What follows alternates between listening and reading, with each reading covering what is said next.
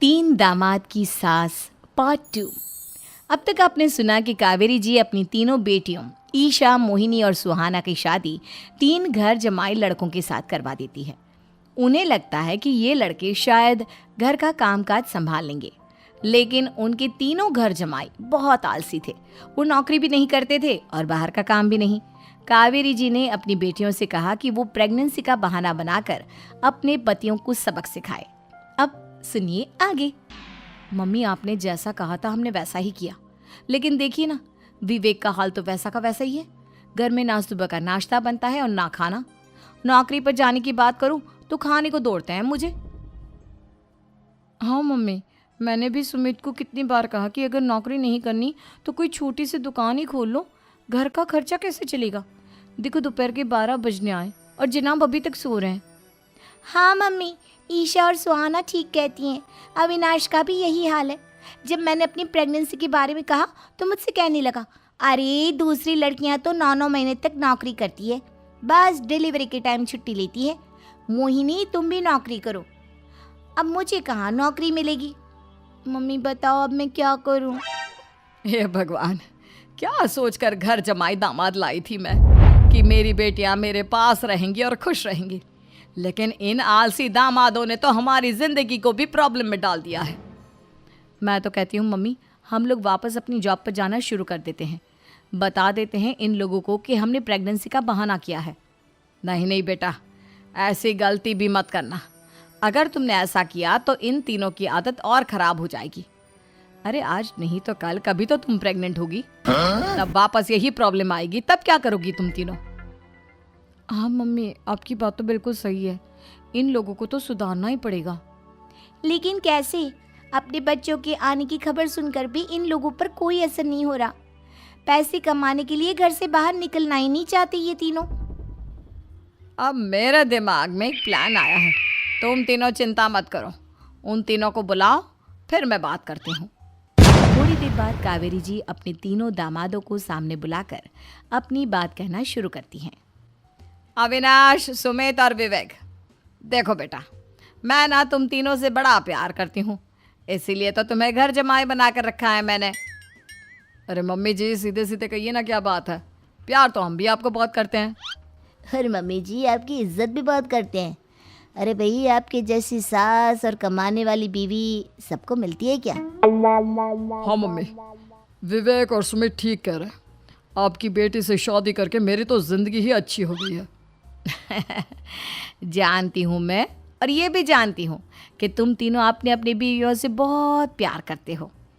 बेटा, बात ऐसी है कि हमारे कुल गुरु ने कहा है कि प्रेग्नेंट होने के बाद मेरी तीनों बेटियां शुरू के 4 महीने हमारे गांव में जाकर रहेगी, जहां मेरे चाचा जी रहते हैं। अरे लेकिन क्यों मम्मी, गांव में जाकर रहने की क्या जरूरत है इन तीनों को? वो क्या है ना बेटा, हमारे परिवार को एक श्राप है। अगर मेरी बेटियों ने यहाँ पर बच्चा पैदा करने की कोशिश की तो उनके बच्चों को कुछ भी हो सकता है। इसलिए अब से लेकर 4 महीने पूरे होने तक इन्हें गांव वाले घर में रहना पड़ेगा। हाँ, तो इसमें प्रॉब्लम क्या है मम्मी जी? हम भी वहाँ जाकर रहेंगे, पिकनिक मनाएंगे। अरे भाई, बीवी जहाँ हम भी वहाँ। हाँ यार, आइडिया तो बहुत अच्छा है। शहर की ज़िंदगी में रह रहकर परेशान हो चुके हैं, अब कुछ दिन गांव में बिताएंगे। तुम लोग समझने की कोशिश क्यों नहीं करते? तुम में से कोई भी वहाँ नहीं जा सकता, और मैं यहाँ रहूँगी ना तुम तीनों के साथ। 4 महीने की तो बात है, उसके बाद ये तीनों ही लौट कर आ जाएंगी। ठीक है मम्मी जी, अब हमारे बच्चों का सवाल है तो ये तो करना ही पड़ेगा। कावेरी अपनी तीनों बेटियों को कुछ दिन के लिए घर से बाहर कहीं दूसरे शहर में रहने के लिए भेज देती है।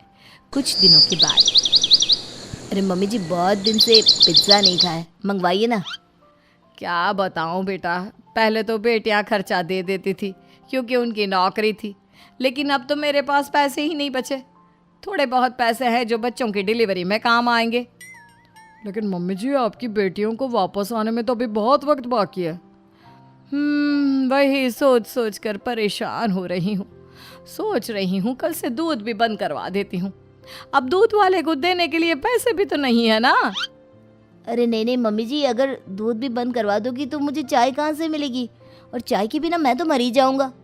क्या करूं बेटा, इसके अलावा हमारे पास कोई ऑप्शन नहीं है, मेरे पास पैसे ही नहीं बचे। इस तरह कावेरी जी धीरे धीरे अपने तीनों दामादों को पैसे देना बंद कर देती हैं और घर में खाने पीने की चीज़ें लाना भी बंद कर देती है।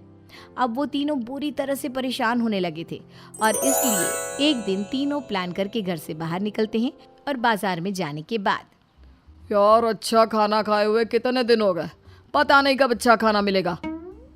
हमारी बीवियों के जाने के बाद तो हमारी हालत भिखारियों जैसी हो गई है यार।